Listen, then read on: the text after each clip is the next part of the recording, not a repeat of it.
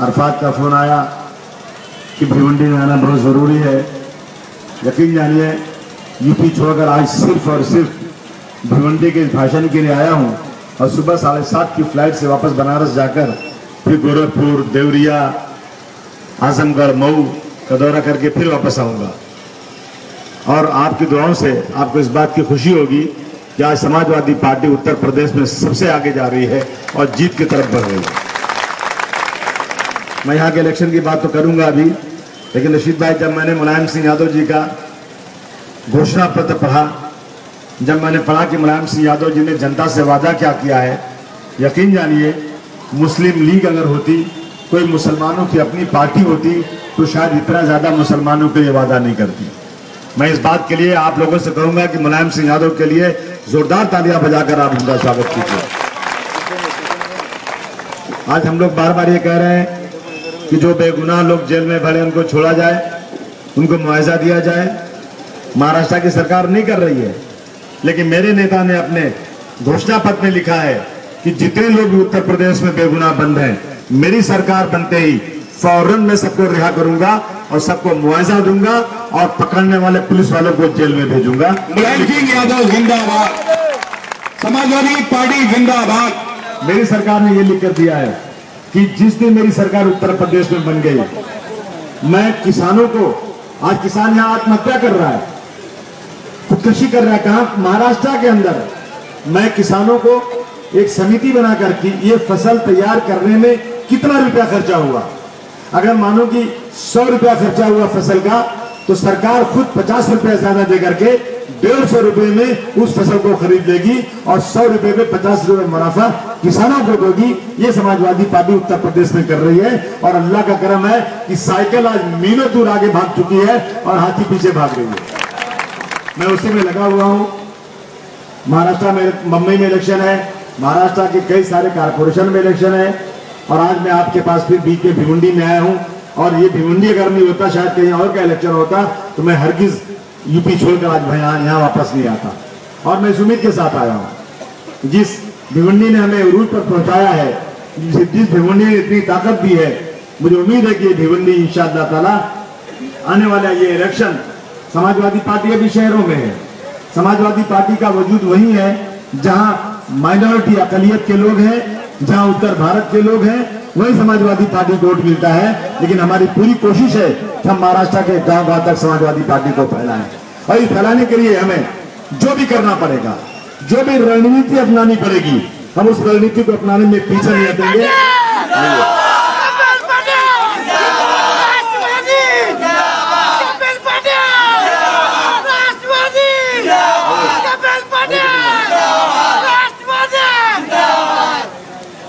कपिल पाटिल साहब का स्वागत है।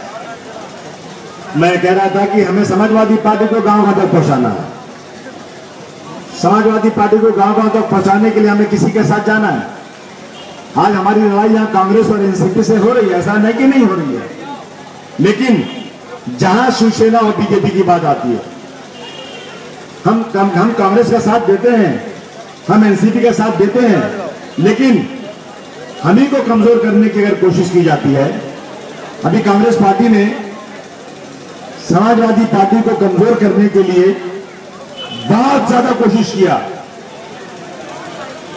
समाजवादी पार्टी के नगर सेवकों को तोड़ने की कोशिश किया, लेकिन उसके बावजूद दिल्ली की सरकार में हम लोग आज भी बीजेपी की सरकार न बैठने पाए, कांग्रेस को सपोर्ट कर रहे हैं हम लोग। अभी रशीद भाई बात कर रहे थे तो ताली बजाने वालों की, तो मुझे बड़ी हंसी आई। गोवंडी में 25 साल से पानी नहीं आ रहा। आप लोग अखबारें पढ़ते रहे होंगे, मानपुर शिवाजी नगर में 25 साल से पानी नहीं आ रहा। मैं हम लोग हर सेशन में जब भी विधानसभा का सत्र शुरू होता है, पानी के लिए हम लोग बहुत हंगामा करते हैं। एक दिन तो ऐसा हुआ कि मैंने रिजिग्नेशन, इस्तीफानामा लिखा और मैंने कहा ये इस्तीफा ले लो, आज से मैं छोड़ के जा रहा हूं मिलने का काम, क्योंकि जब सरकार सुनने को तैयारी नहीं है, मैं लोगों के बीच में जाकर काम करने की कोशिश कर रहा हूं, लोग मुझे गालियां दे रहे हैं कि आप पानी नहीं ला सकते तो आते क्यों यहां पर। ये नौबत हो गई कि चप्पल खाने की बारी आ गई है।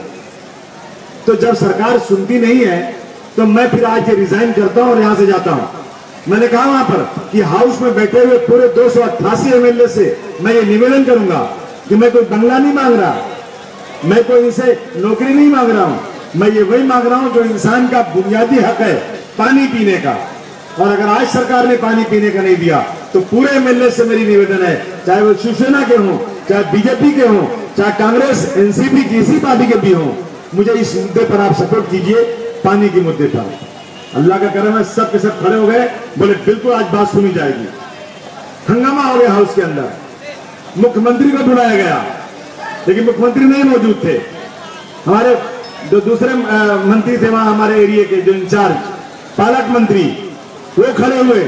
लोगों ने कहा नहीं ये तो बहुत छोटा आदमी है, इससे कुछ नहीं होगा, चीफ मिनिस्टर को लाना पड़ेगा। खैर बात हुई, दूसरे दिन कमिश्नर बुलाए गए, हंगामा हुआ और पानी थोड़ा सा वहां बढ़ाया गया। तो कांग्रेस वाले क्या किए, दूसरे दिन शाम को मानपुर शिवाजी नगर में एक बहुत बड़ा मंच लगाए और जाकर कहे कि हमने बड़ी मेहनत किया और पानी हमने बढ़ा दिया। मैं बोला ये वही बात के साथ जो कर रहे थे, जो खूबसूरत लड़का देखा उस पर हाथ रख दिया कि मेरा बेटा। ताकत नहीं है लेकिन दूसरे के बेटों को अपना बेटा कहने की इनकी पुरानी आदत है, ये होता रहता है। दोस्तों हम लोगों ने बहुत सोच समझ करके भिवंडी के विकास के लिए, भिवंडी की उन्नति के लिए, गरीबों के चेहरे पर मुस्कान लाने के लिए, हमारी पार्टी छोटी हो जाए चलेगा, हमें इसकी परवाह नहीं है, लेकिन हम लोगों की तकलीफों को दूर करना चाहते हैं। हम चाहते हैं किसी तरह से समाज के दबे कुचलों को उसका हक मिले। हम लोगों ने राष्ट्रवादी के साथ हाथ मिलाया इस सीट के ऊपर और हमें उम्मीद है कि हमारे दो उम्मीदवार यहाँ हैं, एक भारती बालाराम मंगल जो जिला परिषद से हैं, दूसरा रहमतदी नवाब बेग जो पंचायत समिति के लिए है। हमारा एक का निशान साइकिल है, एक का निशान घड़ी है। मैं गुजारिश करूंगा उन लोगों से जो मेरे अपने लोग हैं, और मैं जानता हूं ये लोग मुझे छोड़कर नहीं जाएंगे, मुझे जरूर वोट देंगे, चाहे कितना भी कोई बात कर ले, कितनी भी कोशिश कर ले कोई, लेकिन भिवंडी में जीत होगी तो हमारी जीत होगी, हमें इस बात का पूरा भरोसा है। इसलिए आपके पास चल कर रहा है गुजारिश करने के लिए। बहुत सारी बातें करना है, बहुत सारी लड़ाई चल रही है, इंसाफ नहीं मिल रहा है, इंसाफ खत्म हो चुका है। हम लड़ाई बड़ी ताकत के साथ लड़ रहे हैं लेकिन आज हमें हमारा हक नहीं मिल रहा है। बेगुनाह लोग जेल की सलाखों के पीछे पड़े हुए हैं, कोशिश हो रही है और लोग 5-5 साल के बाद छोड़े जा रहे हैं। तो फिर गुनाह किसने किया? वो तो होना चाहिए, पकड़ा जाना चाहिए, लेकिन वो नहीं पकड़ा जा रहा है। इसका मतलब कोई साजिश है, कोई ऐसी साजिश है कि गुनाहगार को छोड़कर रहो, बेगुनाहों को पकड़ते रहो। वो लड़ाई जा रही है, उसके बारे में आज बात करना ठीक नहीं है, फिर बात की जाएगी। लेकिन आपसे गुजारिश करूंगा जरूर, यहां यूपी के कितने लोग हैं जरा हाथ उठा कर बताएं मुझे। उत्तर प्रदेश के कितने लोग हैं? अरे यूपी के कितने आदमी खाली बस यूपी के रहने वाले जो लोग हैं उनसे मैं गुजारिश दूंगा, अरे हथो उठाओ यार, तो हम जानी रहे तू किया यार। देखिए मैं इसलिए पूछ रहा हूं कि यूपी में इलेक्शन चल रहा है और साइकिल बहुत आगे जा रही है। मेरी ये गुजारिश है कि आप लोग एक चिट्ठी लिखिए, अपने चिट्ठी मत लिखिए तो बहुत लेट पहुंचेगी, टेलीफोन करिए अपने घर पर कि देखो एक वोट भी यहां वहां मत जाने देना, क्योंकि समाजवादी पार्टी की सरकार बनने वाली है।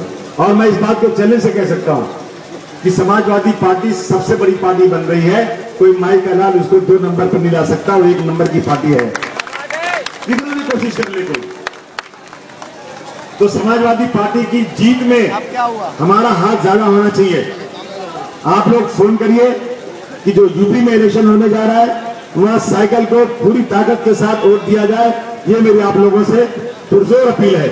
और मुझे उम्मीद है इस बात की कि आप लोग जरूर इस बात का ख्याल करेंगे और यहां से टेलीफोन करके वहां के लोगों को मदद करने के लिए, वहां समाजवादी पार्टी को मदद करने की पूरी कोशिश करेंगे। अभी पानी की बात हो रही थी, मुझे याद है अच्छी तरह से, पता नहीं क्यों रशीद भाई नहीं बोले। मैं और रशीद भाई, मैं नहीं जानता था, बोला ये आदमी कौन है? अथवा तो ये एमपी साहब है। बोला इसकी शक्ल जाने पहचान लगती है लेकिन मैं पहचान नहीं था। बोले यही एमपी साहब है।